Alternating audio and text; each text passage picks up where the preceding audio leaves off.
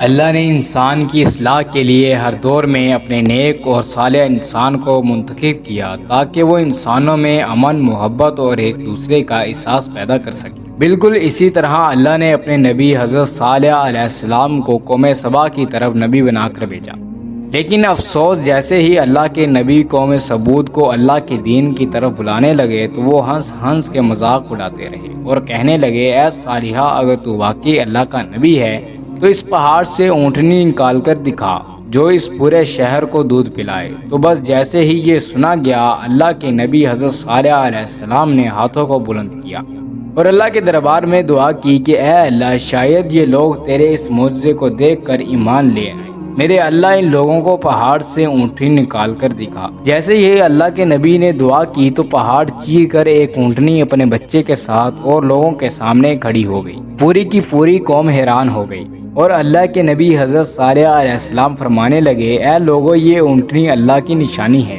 جو اللہ پہاڑ کو چیر کر اونٹنی کو پیدا کر سکتا ہے وہی اس کائنات کا حقیقی خالق و مالک ہے۔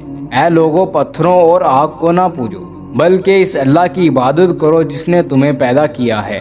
اللہ کے کرم سے وہ اونٹنی پورے شہر کو دودھ پلاتی تھی۔ اللہ کے نبی حضرت صالح علیہ السلام نے فرمایا، اے لوگوں، جو ساتھ میں چشمہ ہے اس کا پانی ایک دن تم پیو اور دوسرے دن اونٹنی پیے گی جو تمہیں دودھ دیتی ہے۔ سب نے تسلیم کیا اور لوگ ایک دن چشمے کا پانی پیتے اور دوسرے دن اونٹنی کا دور تھا۔ لیکن افسوس، شیطان ان لوگوں کو بھٹکاتا رہا کہ اس تالاب کے پانی پہ قوم سمود کا حق ہے، اس اونٹنی کا نہیں، اور ایک شخص کو لالچ دی گئی کہ شہر کی سب سے خوبصورت عورت سے تمہاری شادی کروائیں گے، بس تم ہمارا ایک کام کرو، صالح کی اونٹنی کو قتل کر دو۔ اس کا نام گدہار بن صارف تھا جو ایک طاقتور اور وحشی انسان تھا۔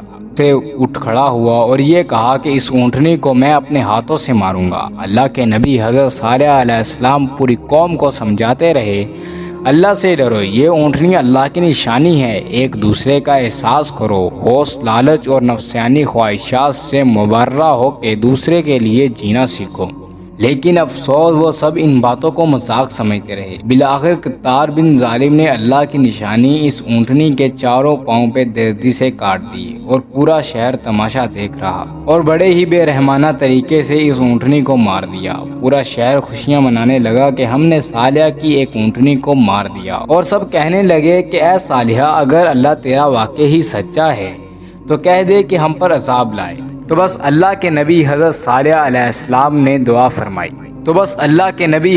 علیہ السلام نے فرمایا، 3 دن میں اللہ کا عذاب آنے والا ہے، اور جو پتھروں کے گھر تم بنا کر رہتے ہو وہی گھر تم پر گریں گے اور تم فنا ہو جاؤ گے۔ اور ان میں سے 9 لوگ یہ سازش بنانے لگے کہ صالح اور اس کے خاندان کو قتل کر دیتے ہیں۔ بس جیسے ہی وہ اللہ کے نبی کو قتل کرنے کے لیے گئے تو آسمان سے ایک پتھر ان لوگوں پہ آ گرا اور وہ سب کے سب نیست و نابود ہو گئے، اور یہیں سے اس قوم پر عذاب کی شروعات ہو گئی۔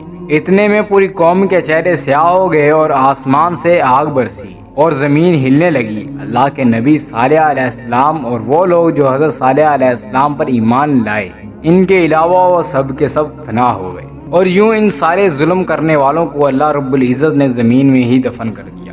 حضرت صالح علیہ السلام اپنی قوم کے لوگوں کی لاشوں کو دیکھ کر آنکھوں کو دم کر کے فرمانے لگے، کاش تم لوگ ایک دوسرے کا احساس کرتے تو آج اس طرح رسوا نہ ہوتے۔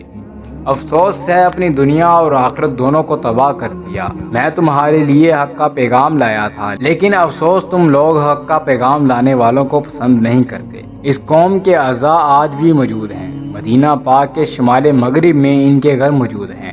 آج تک وہ علاقہ بتائے صالحہ کے نام سے یاد کیا جاتا ہے۔ پھر آپ پر ایمان لانے والوں کے ساتھ فلسطین کے علاقہ حلہ میں آ کے رہنے لگے اور باقی کی زندگی وہیں گزاری، اور وہیں سے آپ دارالفنا سے دارالبقا کی طرف کوچ کر لیا۔ سلام ہو اللہ کا پیغام عام کرنے والے اللہ کے نبی حضرت صالح علیہ السلام پر۔ مزید ایسی ویڈیوز دیکھنے کے لیے ہمارا YouTube چینل سبسکرائب کر لیں تاکہ مزید ایسی ویڈیوز کا نوٹیفیکیشن آپ تک بر وقت پہنچتا رہے۔